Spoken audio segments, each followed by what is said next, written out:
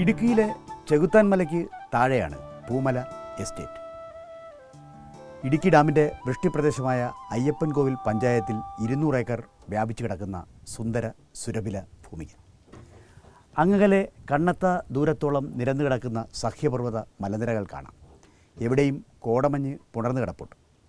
മഞ്ഞിനെ തടഞ്ഞു നിർത്താൻ സിൽവർ ഓക്ക് മരങ്ങൾ വ്യായാമം നടത്തുന്നുണ്ട്.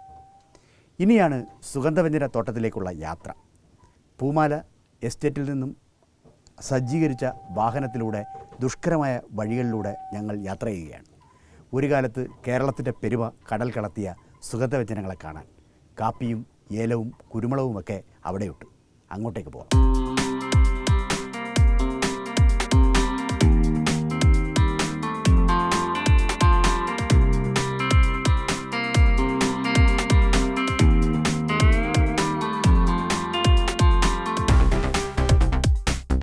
കുളിരുറഞ്ഞു കിടക്കുന്ന അരുവികളാണ് ഹൈറേഞ്ചിലേക്ക്. യഥാർത്ഥത്തിൽ ഇവ സഹ്യപർവ്വതത്തിൻ്റെ ഞരമ്പുകളാണ്. തെളിനീരുറയുന്ന ഈ ചോലകൾ തന്നെയാണ് ഈ പർവ്വതത്തിൻ്റെ ചൈതന്യം. എന്തായാലും ഒരു നല്ല കുളിരരുവിക്ക് മുന്നിൽ നിന്നുകൊണ്ട് ഞങ്ങൾ തുടങ്ങുകയാണ്. ഇവിടെ നിന്ന് അല്പം മുകളിലേക്ക് നോക്കിയാൽ വിശാലമായ ഏലക്കാടുകൾ കാണാം. മൺസൂൺ ഏതാണ്ടൊക്കെ അവസാനിക്കാറാവുമ്പോഴേക്കും ഏലക്കാടുകൾ നന്നായി പൂത്തു തുടങ്ങുന്നു. ഏലപ്പൂക്കളുടെ ഒരു സുഗന്ധം ഇവിടെ നിന്ന് എനിക്ക് ആസ്വദിക്കാം. ഭൂമിക്ക് സമാന്തരമായി നീങ്ങുന്ന ശരവും ചമ്പുമൊക്കെയായി കുലകളായി വിരിഞ്ഞു കിടക്കുന്ന ഏലക്കായ്കളുടെ ഒരു പറുദീസയാണ് ഈ പൂമല എസ്റ്റേറ്റ്. ഹൃദയഭൂമിയിലേക്ക് ഒരു യാത്ര പോകാം. ആകാശത്തിൻ്റെ കൊടുന്നീലിമയ്ക്ക് താഴെ ഹരിതാഭ കൈനീട്ടി വിളിക്കുന്ന ഏലക്കാടുകൾ ഹൃദയഹാരിയായ കാഴ്ച.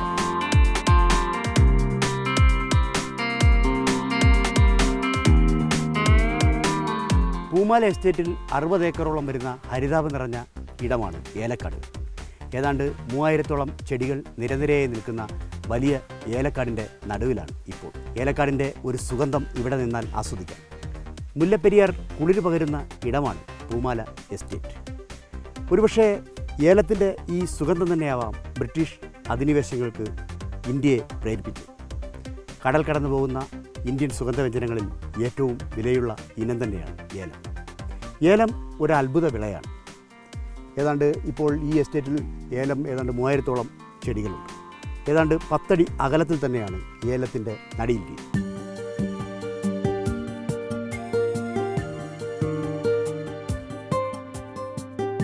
മൺസൂണിൻ്റെ ഒരു ഘട്ടം കഴിയുമ്പോൾ പൂമല എസ്റ്റേറ്റിൽ വലിയ ഒരു വിളവെടുപ്പ് കാലം കൂടി കഴിയുകയാണ്. എന്തായാലും ഇന്നത്തെ ദിവസം ഒരു വലിയ വിളവെടുപ്പ് തീർന്നിരിക്കുകയാണ്. ചപ്പാത്തിലുള്ള ഒരു കൂട്ടം വീട്ടമ്മമാരാണ് ഈ വിളവെടുപ്പിൻ്റെ നായികമാർ. എല്ലാവരും ഇപ്പോൾ നമ്മോടൊപ്പം ഉണ്ട്. എന്തായാലും എല്ലാവരെയും ഒന്ന് പരിചയപ്പെടാം. പേരെന്ന് പറയും. മരിപുഷ്പം, ലക്ഷ്മി, ബിന്ദു, നളിനി, ജ്യോതി, രാധ, ബിന്ദു, ഷേർലി, ജെസ്സി, ബിന്ദു. ഈ വാളിയിൽ എത്ര കിലോ കായാണ്? 5. 5 കിലോ കായുള്ളൂ. 5 കിലോ. ഒരു ദിവസം എത്ര വാളി ഇതേപോലെ എടുക്കും? എത്ര 5 കിലോ കായ ഇതിൽ നിന്ന് പറിച്ചെടുക്കാൻ കഴിയും ഒരാൾക്ക്? കായുടെ അനുസരിച്ച് പറിക്കും. പഴുക്കുന്നതനുസരിച്ചാണ് പറിക്കുന്നത്. എങ്ങനെയാ ഒരു പഴം എടുത്തേ? ഇത് പഴമാണെന്ന് ഉറപ്പായി. ഒരു കരിങ്കായ എടുത്ത്, ഒരു വരകരച്ചി എടുത്ത്, അങ്ങനെ. അപ്പോൾ നാളിതുവരെയുള്ള പരിചയം കൊണ്ട് ഇതെല്ലാം കൃത്യമായി മനസ്സിലാക്കി കഴിഞ്ഞു. അപ്പോൾ എത്ര മണിക്കാണ് ഈ ജോലി തുടങ്ങി? 8 മണിക്ക്. എത്ര മണി വരെ ഉണ്ട് ഈ ജോലി? 2:45 വരെ. അപ്പോൾ രാവിലെ നിങ്ങളെല്ലാം ഇങ്ങനെ വീട്ടിൽ നിന്ന് ഇറങ്ങിക്കഴിഞ്ഞാൽ വീട്ടിലെ കാര്യങ്ങളൊക്കെ ആരാ ചെയ്യും? ഞാൻ രാവിലെ എല്ലാ പണിയും ചെയ്തിട്ടാണ് വരുന്നത്. 8 മുതൽ 2:30 വരെയുള്ള ഈ 2:45 വരെയുള്ള ഈ ജോലിയിൽ മടുപ്പുണ്ടോ? ഇല്ല. എന്താ മടുക്കാത്തത്? കാ പഴുത്തതുകൊണ്ട്. അതിന് വളരെ മനോഹരമായ ഒരു ഉത്തരവാണ് നൽകിയത്. കാ പഴുത്തതുകൊണ്ട് ഈ ജോലിയിൽ ഞങ്ങൾ മടുക്കുന്നില്ല. നിങ്ങൾക്കിതൊരു ആവേശമാണ് അല്ലേ? നിങ്ങൾക്കൊരു അഭിനിവേശമാണ്. അത് നിങ്ങൾക്ക് ഒരുപക്ഷെ ഈ തോട്ടത്തിലെ തന്നെ മറ്റു പണികളെ അപേക്ഷിച്ച് നോക്കുമ്പോൾ ഒരുപക്ഷെ ഈ ഏലം എടുക്കുന്നതിലായിരിക്കും ഏറ്റവും താല്പര്യം അല്ലേ? അതെ, അത് കാ പഴുത്തത് കൊണ്ടും നല്ലതുപോലെ ചെടിയെ കായ ഉള്ളത് കൊണ്ടും എടുക്കാൻ ഉത്സാഹമാണ്.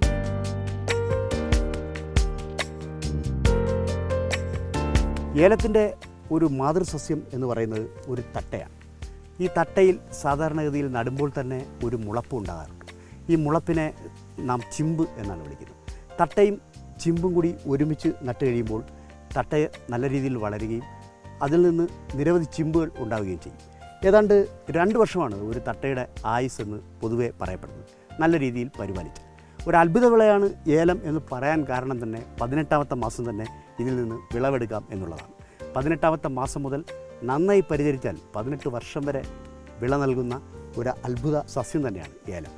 ഈ തട്ടയിൽ നിന്നും ഏലം പ്രായമെത്തുമ്പോൾ ഏതാണ്ട് 1.5 വർഷം കഴിയുമ്പോൾ തന്നെ അതിൽ നിന്ന് ശരം എന്ന ഈ നീളത്തിൽ പുറത്തേക്ക് കുതിക്കുന്ന ഒരു മുളപ്പ് ഉണ്ടാകാറുണ്ട്. ഈ ശരത്തിലാണ് കൊത്തുകൾ ഉണ്ടാകാറുള്ളത്. ശരത്തിൻ്റെ ഇരുവശത്തും കൈനീട്ടി നിൽക്കുന്നത് കൊത്തുകളാണ്. ഈ കൊത്തുകളിലാണ് ഏലത്തിൻ്റെ പൂക്കൾ ഉണ്ടാകാറ്. ഏലത്തിൻ്റെ പൂക്കൾ വലിയ മനോഹാരിത നിറഞ്ഞ പൂക്കളാണ്. നമുക്കറിയാം, പ്രണയത്തിൻ്റെ വയലറ്റ് വർണ്ണം ഓടുന്ന ഞരമ്പുകളാണ് ഈ പൂക്കളിലുള്ളത്.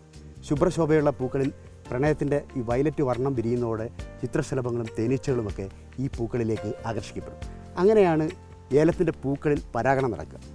പരാഗണം നടന്ന് നല്ല വിളകളായി നല്ല മുത്തുമണികളായി ഈ കൊത്തിലേക്ക് ഏലത്തിൻ്റെ മണികൾ നിറയുകയായി. ഏതാണ്ട് നല്ലവണ്ണം മൂത്തു പഴുത്ത ഏലം പാകമാകുമ്പോഴേക്കും ഏതാണ്ട് 8 മുതൽ 15 വരെ കായ്മണികൾ ഓരോ കൊത്തിലും ഉണ്ടാകാറുണ്ട്.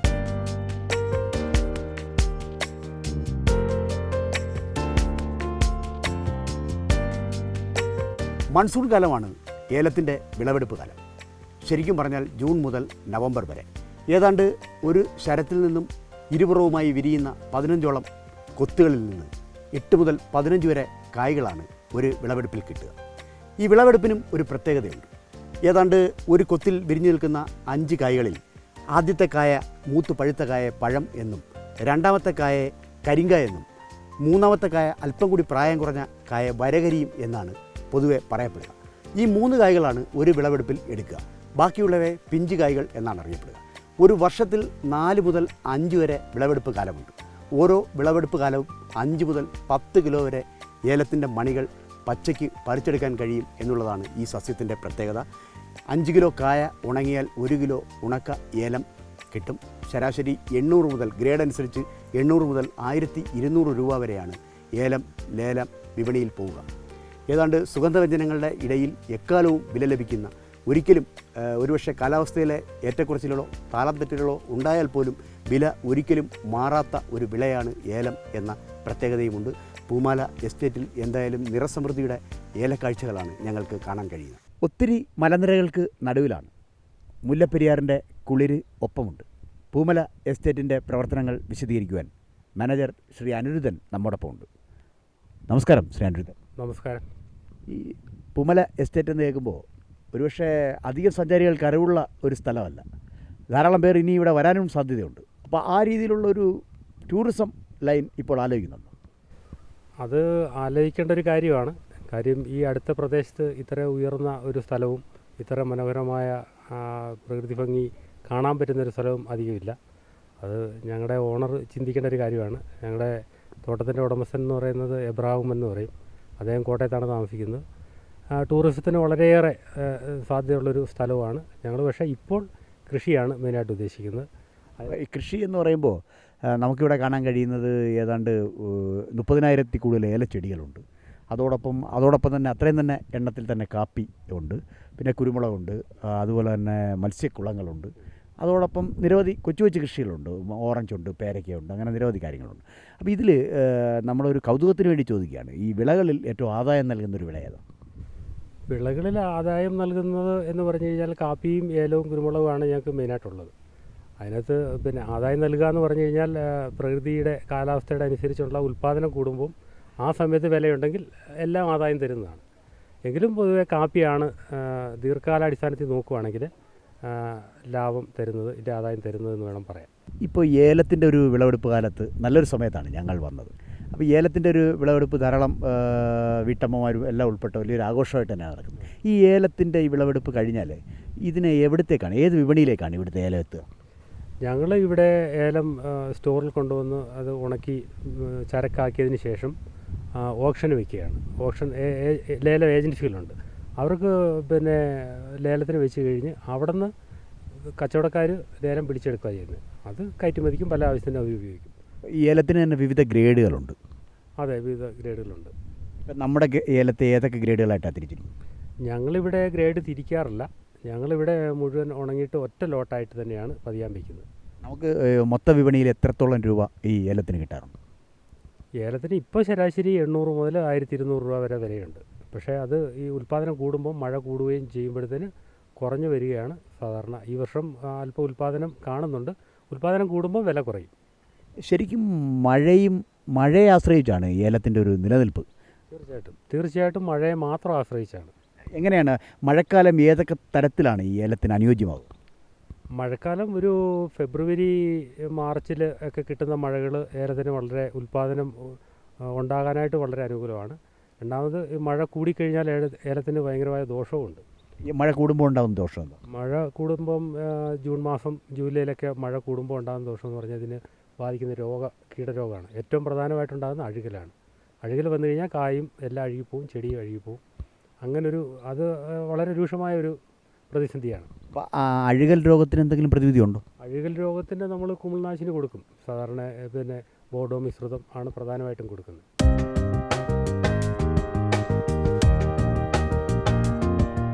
തോട്ടത്തിൽ നിന്ന് പഴം ഉതിർത്തെടുത്താൽ, പഴം എന്നതിൽ പഴവും കരിങ്കായും വരികരിയും ഒക്കെ വരും.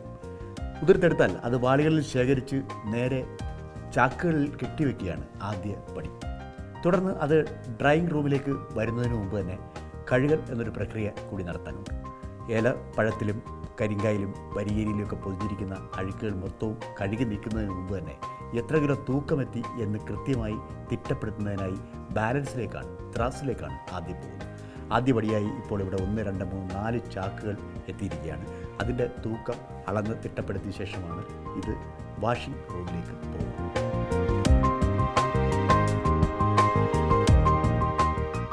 ഏലം കഴുകാനുള്ള ശുദ്ധേലം നിറച്ച ടാങ്കുകളാണ് ഇവിടെ ഉള്ളത്. പിന്നെ തോട്ടത്തിൽ നിന്ന് നേരിട്ടെത്തിക്കുന്ന പഴങ്ങൾ ചാക്കുകളിൽ ശേഖരിച്ച് തൊഴിലാളികൾ ഇവിടെ കൊണ്ടുവന്നു കഴിഞ്ഞു.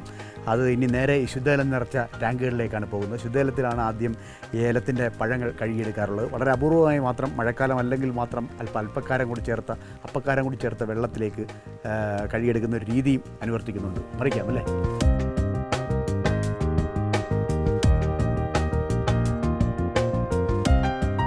നമുക്കറിയാം, ഏലം ലോക വിപണിയിലെത്തേണ്ട ഒരു സുഗന്ധവ്യഞ്ജനമാണ്. അതുകൊണ്ട് തന്നെ അത് കുറ്റമറ്റ രീതിയിൽ വിപണിയിൽ എത്തിക്കണം, അത് കുറ്റമറ്റ രീതിയിൽ ഉണക്കണം. അതിനുവേണ്ടി ഡ്രയറിലേക്ക് പോകേണ്ടതായിട്ടുണ്ട്. അപ്പോൾ തോട്ടത്തിൽ നിന്ന് ശേഖരിക്കുന്ന പഴങ്ങളിൽ പലപ്പോഴും പൊടി, അതോടൊപ്പം തന്നെ ചീഞ്ഞഴുകിയ ഇലകൾ, വേരുകൾ ഇവയൊക്കെ ഉണ്ടാകാറുണ്ട്. അത് ഭംഗിയായി കഴുകിയെടുക്കേണ്ട ഒരു ഉത്തരവാദിത്വം കൂടിയുണ്ട്. അത് നല്ലവണ്ണം ശുദ്ധജലത്തിൽ കഴുകിയാൽ മാത്രമേ ഇത് ഡ്രയറിലേക്ക് കൊണ്ടുപോകാൻ പര്യാപ്തമാകൂ. ആ രീതിയിലുള്ളൊരു പ്രക്രിയയാണ് ഇവിടെ നടക്കുന്നത്. ഇതിൽ പഴവും കരിങ്കായും വരകരിയും എല്ലാം തന്നെ ഉണ്ട്. ഇതിൽ വേരുകൾ, അതോടൊപ്പം തന്നെ ഇലകളുടെ പൊടികൾ, ഷഡ്പദങ്ങളുടെ ചിറകുകൾ ഇവയൊക്കെ തന്നെ ഉണ്ടാകാറുണ്ട്. അത് ഭംഗിയായി കഴുകിയെടുത്ത് ശുദ്ധമായ രീതിയിലുള്ള പഴങ്ങൾ മാത്രമാണ് നമ്മൾ ഡ്രയറിലേക്ക് കൊണ്ടുപോകുന്നത്. ആദ്യം ഇത് കഴുകിയെടുക്കുന്ന ഒരു പ്രക്രിയയാണ് ഇവിടെ നടക്കുന്നത്.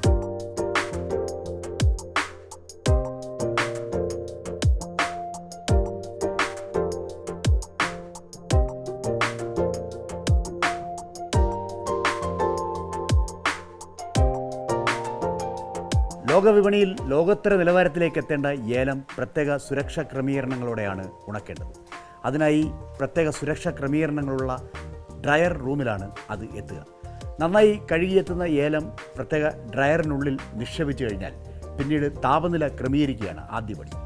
ആദ്യം 48 ഡിഗ്രി എന്ന ഊഷ്മാവിലേക്കാണ് ഏലത്തിൻ്റെ മണികൾ എത്തുക.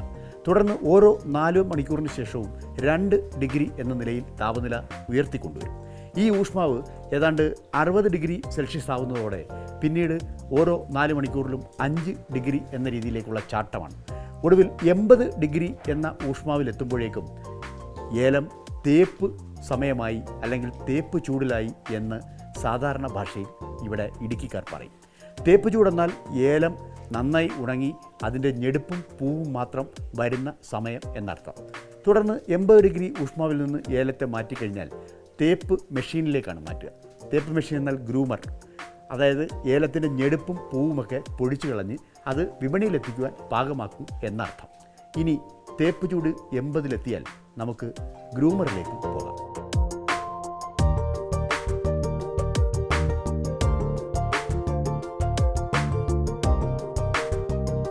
സ്വർണം പോലെ തിളങ്ങുന്ന മുത്തുമണികളാക്കി ഏലമണികളെ മാറ്റുവാനുള്ള അവസാന പ്രക്രിയയുടെ ഭാഗമാണ് ഗ്രൂമർ മെഷീൻ.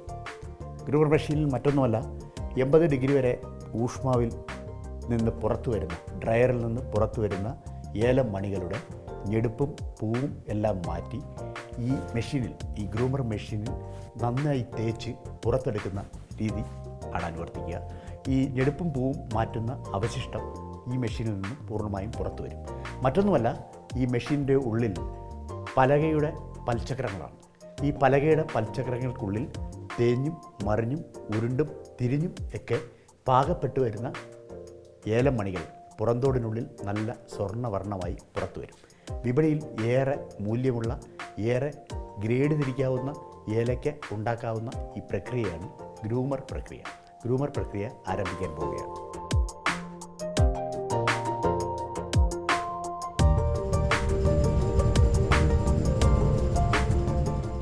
ഗ്രൂമർ മെഷീൻ്റെ ഏതാണ്ട് 2 മിനിറ്റോളം നീളുന്ന ഈ പ്രക്രിയ, ഈ ഗ്രൂമർ പ്രക്രിയ അവസാനിച്ചിരിക്കുകയാണ്. ഇനി ഇതിൻ്റെ ഈ ലിഡ് തുറക്കുന്നതോടുകൂടി അതിൻ്റെ അവശിഷ്ടങ്ങൾ, അതായത് ഞെടുപ്പും പൂവും ചെറുതായി തിരിയുന്ന ഏലമണികളും എല്ലാം ഉൾപ്പെട്ട അവശിഷ്ടം പുറത്തു വരികയാണ്. തുറക്കുകയല്ലേ. ഗ്രൂമർ മെഷീൻ്റെ ലിഡ് തുറന്നു കഴിഞ്ഞു. ഏതാണ്ട് സ്വർണ്ണവർണ്ണമുള്ള ഏലമണികൾ ഈ ലിഡിന് പുറമെ കൂടിയിരിക്കുന്നത് കാണാം. തൊട്ടു താഴെയുള്ള ചാക്കിലേക്ക് അതിൻ്റെ അവശിഷ്ടങ്ങൾ വന്നു കൂടിയിരിക്കുന്നു. ഇനി അത് ചെറുതായി തിരിഞ്ഞ് അതിൽ കൂടി വന്നിരിക്കുന്ന ഏലമണികൾ കൂടി പുറത്തെടുക്കുന്നതോടെ ഈ അവശിഷ്ടം പുറത്ത് കളയുകയും ഏലം നമുക്ക് പൊതുമാർക്കറ്റിൽ ഉയർന്ന മൂല്യമുള്ള ഉൽപ്പന്നമായി വിൽക്കുവാനും കഴിയും.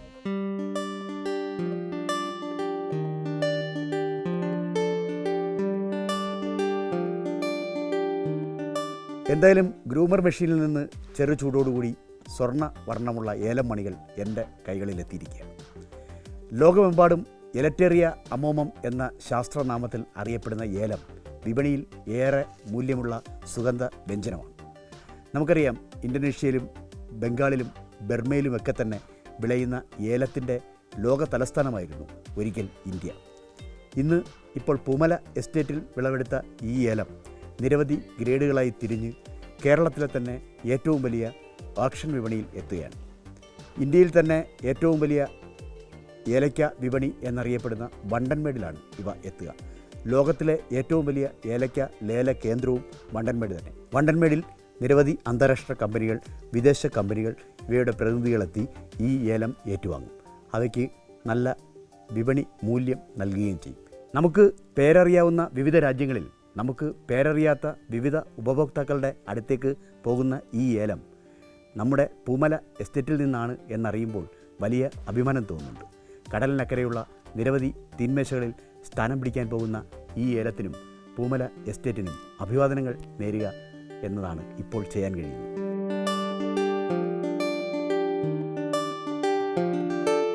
മുല്ലപ്പെരിയാറിൻ്റെ കുളിരിൽ സ്വർഗത്തിൻ്റെ ഒരു തുണ്ടിൽ മഞ്ഞിൽ പൊതിഞ്ഞിരിക്കുന്ന അനുഭവം സമ്മാനിക്കാൻ പൂമല എസ്റ്റേറ്റിന് കഴിയുന്നുണ്ട്. അത് വെറുതെയല്ല, പതിറ്റാണ്ടുകളായുള്ള ജീവനക്കാരുടെയും തൊഴിലാളികളുടെയും അധ്വാനത്തിൻ്റെ വേർപ്പുനീർ കൂടി അതിലുണ്ട്. നേരാം ഭാവുകങ്ങൾ.